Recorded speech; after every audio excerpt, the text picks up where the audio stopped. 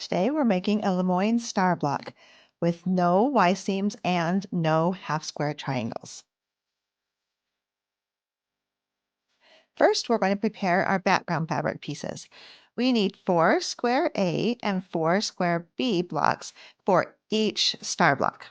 Then we're going to cut each square A in half diagonally and each square B in half diagonally. So we're going to end up with 8 triangle A's and 8 triangle B's for each each star block that we're going to make.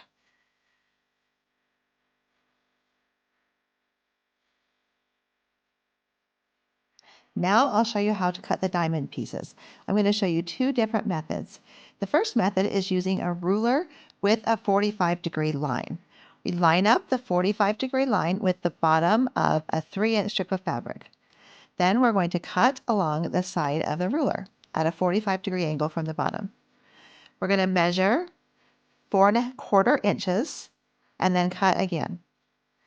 This gives us a diamond with a 45-degree angle and a 4½ degree side on each of the 4 sides.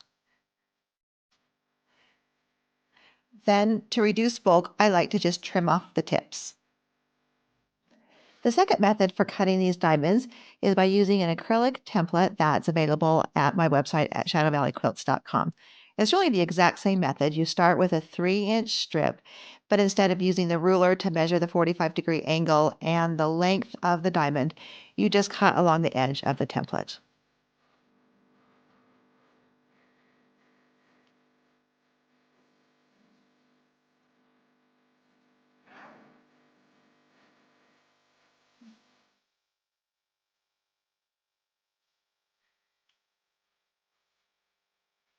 Then trim the ends.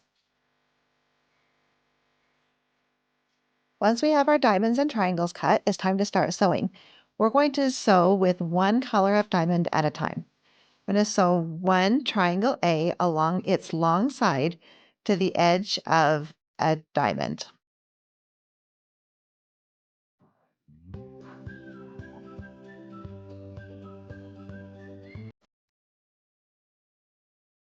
Then we're going to press those seams as they are in order to set the seam, and then press the seams open.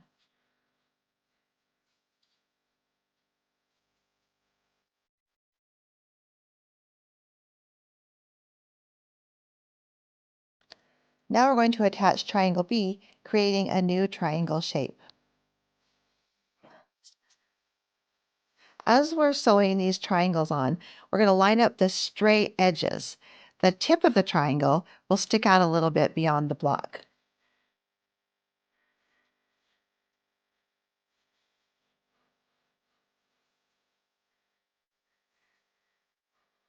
Now we're going to repeat that whole process with our other color diamond.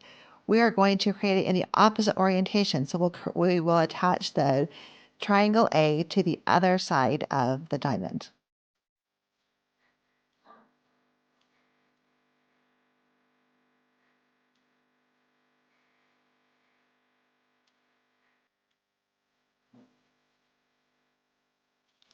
Again, we're going to press the seams as they are and then press the seams open. We'll do this throughout the whole construction of the block. Make sure those seams are set and then press them open.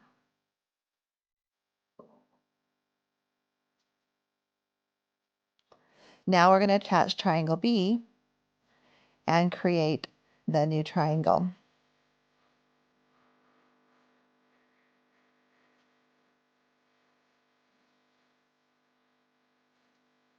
Press the seams again.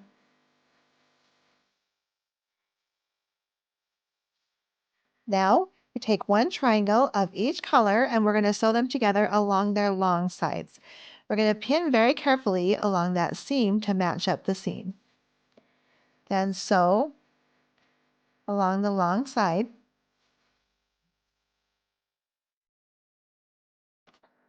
And we have a square.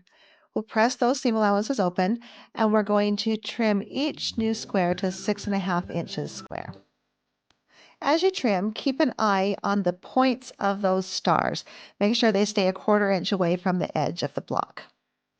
Now we have 4 6½ inch squares. We're going to sew 2 of them together Same as before, we're going to match carefully the seams. And we'll do it with the remaining two as well. Sew them together so we have two rectangles. Now press those seams open, and then we're going to sew the two rectangles together. Very carefully pin the center, making sure those points line up, and then pin the sides. If you need to, you can ease the fabric there between those pins if you need to match those seams, but make sure that the seams line up. That's the most important part. And then ease the fabric along that bias cut if you need to make it fit. And here's our finished LeMoyne Star.